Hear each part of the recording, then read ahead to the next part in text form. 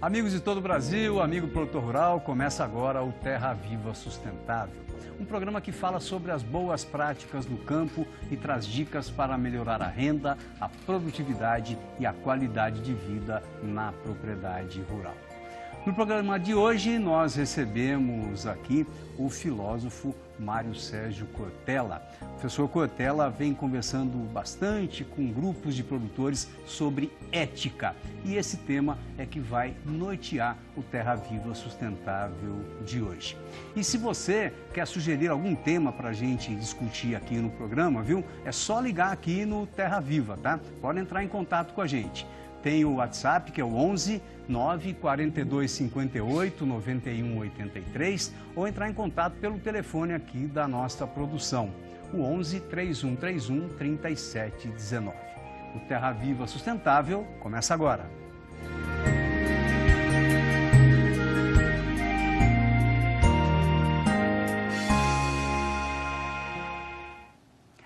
O comportamento da gente tem muito a ver, né, com sustentabilidade, a forma que a gente pensa pode ajudar o planeta, pode ajudar a sociedade. E quem vem discutindo isso, né, como que a gente pensa, como pensar, né, para que lado pensar, é o professor Mário Sérgio Cortella, um filósofo, né, um especialista na área do pensamento, da educação. Professor, honra enorme em receber você aqui. Obrigado por aceitar o convite. Fico feliz. Você sabe que uma das coisas boas é quando a gente pode partilhar um pouco aquilo que tem. O segredo da vida é a partilha, né? É o repartir.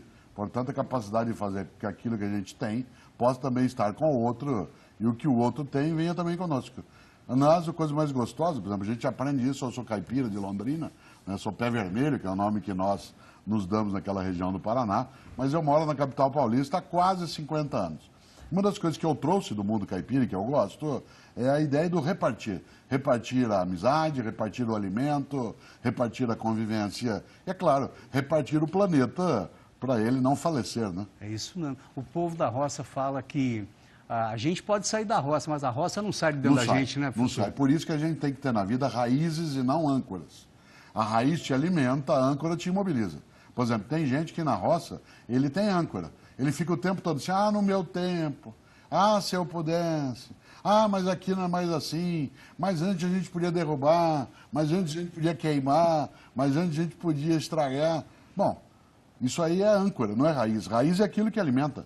A gente na vida é aluno o tempo todo.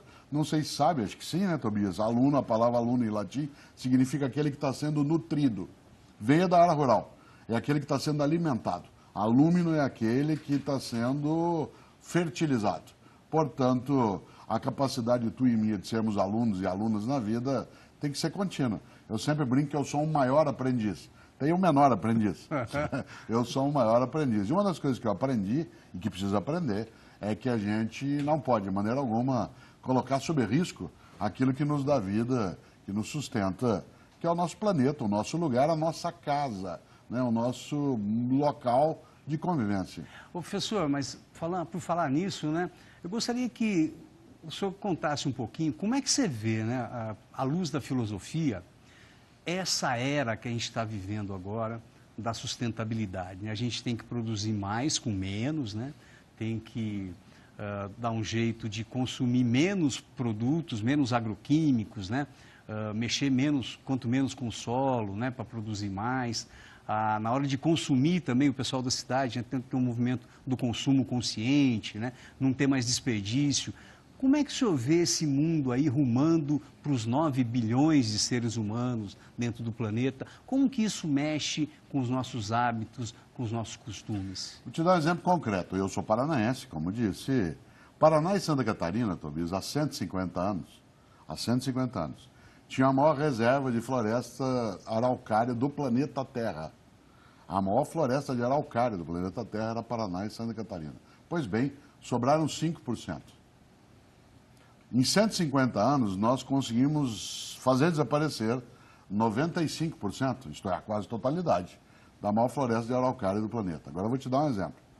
A araucária é uma das poucas formas de vida que sobreviveu à glaciação mais recente do planeta. Isto é, há 10 mil anos, nosso planeta ficou sob gelo durante dezenas e dezenas de anos e quase tudo morreu. De cada 3 espécies vivas desse planeta, 2 desapareceram nessa glaciação. Uma das que continuou viva foi a araucária. Ela aguentou milhares de anos de planeta gelado, mas não aguentou 150 anos nossos. Por que eu estou dizendo isso? Por quê? Por que nós destruímos isso? Porque a gente queimava, como em Londrina, fazia casa de tábua, fazia o fogão a lenha, usava para as nossas coisas. Não tinha jeito, só que na época a gente não sabia. A gente fez sem saber, agora a gente sabe. Então, se a gente sabe que agora não deve fazer, a gente não deve fazer. O que a gente tem no mundo hoje, daquilo que você perguntou? Um grupo de homens e mulheres imenso pelo mundo afora, que sabe o que não deve fazer. E sabe o que deve fazer. Se eu tenho boas práticas, né, de manejo da agricultura, do negócio do campo, da fertilidade da terra, nós temos que ter humildade. Humildade, inclusive, para saber que nós não somos donos da vida, nós somos só compartilhantes. Aliás, você sabe que a palavra humildade vem da agricultura, né? Porque humildade, a palavra vem de humus, que é o solo sobre nós. Da onde vem a palavra humano também. Não é à toa que algumas religiões colocam o humano como vindo da terra, do barro. E como lembra o texto dos judeus, que católicos, cristãos em geral e islâmicos adotaram, do pó nós viemos, a ele voltaremos. Né? E nesse sentido, a ideia de cuidar do nosso lugar exige humildade. Humildade. Uma pessoa humilde não é subserviente. Subserviente é fraco, aquele que baixa a cabeça, que se acovarda. Uma pessoa humilde é aquela que sabe que nós não temos todos os direitos sobre a vida. Nós temos alguns direitos sobre a vida, mas nós temos muitos deveres. E o mundo atual está achando que tem direito em excesso. E está fazendo uma confusão, Tobias, muito perigosa, que é confundir abundância com desperdício. Que é confundir abundância com perda. Uma vida abundante não é aquela que você tem desperdício. Uma vida abundante é aquela que tem sem faltar. Tem sem faltar, mas não é para desperdiçar. Você tem um conceito também muito interessante sobre simplicidade, sobre vida simples, né? Sim. As pessoas às vezes confundem pois isso. É, a vida não é miséria, simples, né? A vida simples não é miséria. Uma vida simples é aquela em que a gente não tem carência sem alternativa. Isto é, em que eu não tenho precisão sem saída. Uma vida simples é aquela em que eu sempre acho uma saída para a doença, para a fome, para a minha capacidade de vida. Portanto, uma vida simples é aquela que não tem sobra inútil. Por exemplo, você pega, vários de nós comemoramos Natal. Tem gente que às vezes na sua mesa de Natal, ou na Páscoa, ou no aniversário, tem a mesa lotada de coisas, mas ela não tem fartura. Porque a única coisa que ela tem lá é comida. Né? E a fartura não está no excesso, ela está na partilha, ela está na suficiência. Ser simples é ter uma vida que seja suficiente. Era um homem tão pobre que só tinha muito dinheiro. Só tinha dinheiro. Só tinha dinheiro. Kirk Douglas, né, um ator do cinema norte-americano que muita gente, idosa como eu, assistiu quando ele fazia Faroeste. Ele fez Spartacus, um filme magnífico de 1959. Ele, pai do Michael Douglas, que é ator do cinema. Kirk Douglas está bem idoso, né? E ele tem uma frase ótima. Ele diz: a melhor herança que meu pai me deixou foi a pobreza. E ele diz isso não de maneira cínica, ele diz porque eu tive que trabalhar, eu tive que buscar, eu tive que aprender, eu tive que fazer. Portanto, eu tive que aprender a respeitar. E nós estamos um pouco, eu volto à tua questão no ponto de partida, desrespeitando um pouco o nosso lugar de vida, perdendo a reverência ao alimento, né, perdendo a capacidade de honrar a terra, né, de fazer com que ela seja o lugar onde a vida vem para nós. E que a gente não pode, de maneira alguma, insisto, confundir abundância com desperdício. É só você olhar São Paulo, que é a cidade onde eu moro, nós desperdiçamos tanto água que nós ficamos sem. É verdade. De repente nós descobrimos uma coisa incrível, que dava para economizar água. Olha só. Claro, o Guimarães Rosa dizia isso, o sapo não pula por boniteza, pula por precisão. Por precisão, né? Por exemplo, no prédio que eu moro em São Paulo, nunca a gente tinha pensado nisso. A partir da crise que começou em São Paulo há alguns anos, nós passamos a pegar a água da máquina de lavar roupa dos moradores do primeiro, segundo e terceiro andares, compramos grandes tubos, descem por gravidade até tanques na garagem do prédio, que a gente usa para lavar calçada, lavar a garagem. Antes você pegava a mesma água que serve para beber, que serve na descarga, serve para lavar calçado, serve para lavar carro. Não pode. Verdade. Não pode. Mas antes não era assim. Pois bem, de novo, precisa ter raízes e não âncoras, né? É verdade. Professor, mas legal também essa coisa que você sempre retoma, né? do significado da palavra, Sim, né? A sim. origem da palavra, Eu né? gosto. Esse negócio do humus, do humano, né? Ou seja, é o adubo, né? É a Sim. vida ali, né? Você sabe que essa área é da filosofia. A filosofia gosta da origem das palavras. Tem até um termo para isso. É um termo técnico. Quando você vai buscar de onde vêm as palavras, chama etimologia. Etimologia, logia, você sabe, é de estudo, e étimos é o sentido verdadeiro. Então, por exemplo, né, a palavra humildade que a gente levantou. Outra que tem a ver com o mundo do rural, com o mundo da agricultura, do agronegócio, felicidade. Pode parecer estranho, mas a palavra félix, em latim, que significa feliz, ela também significa fértil. Porque o que é felicidade? É fertilidade. Quando você tem a vida fértil, e fertilidade não é ter muitos filhos, fertilidade é você ter uma família protegida, ter um país que se cuida, ter a tua produção, né, rendendo, ter a tua vida abençoada. Então, felicidade e fertilidade são a mesma coisa.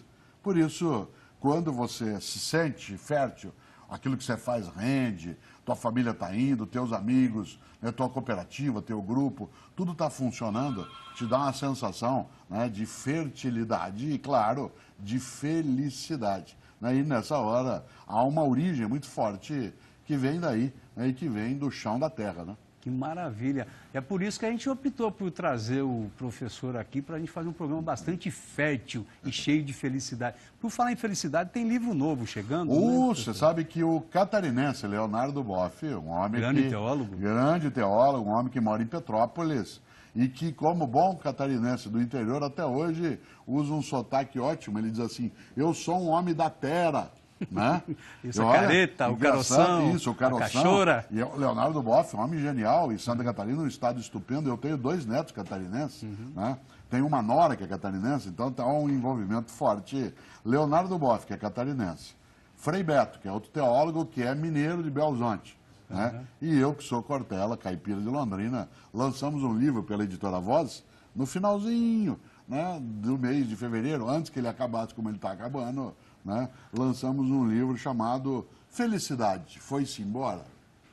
Você sabe que Lupicínio Rodrigues, né, um estupendo gaúcho, que aliás tem um único deslize, fez o hino do Grêmio, né? Mas Lupicínio Rodrigues tem uma música maravilhosa chamada Felicidade. Né? Você se lembra? Felicidade, foi-se embora. Pois bem, e a saudade no meu peito ainda mora. Nós resolvemos fazer um livro sobre felicidade. Hoje em dia, é possível? Como é? Da onde vem, da onde ela escapa? O que isso tem a ver com a nossa vida? E aí Frei Beto fez um terço, Leonardo Boff fez um terço e eu fiz um terço. O livro Felicidade Foi-se Embora, da editora Voz, é exatamente em torno disso. Isto é, será que nós estamos deixando de escapar, né, dos vão dos dedos aquilo que sustenta nossa vitalidade? Seja no planeta, seja na família, seja no trabalho. Será que nós estamos perdendo, né, nosso vínculo com aquilo que faz com que a nossa vida, que já é curta, que ela não seja pequenininha, né, banal, fútil? Esse é o tema do livro. Que legal isso. Então, para a gente saber um pouco mais se a felicidade foi embora ou não, a gente vai continuar batendo um papo com o professor Mário, porque ele vem sendo convidado, né, por grupos de produtores para falar bastante sobre ética. Na minha opinião, ética tem muito a ver com felicidade, sim, né? Mas é a minha opinião. Daqui a pouco, no próximo bloco, o professor Cortella conversa com a gente sobre isso. Já, já.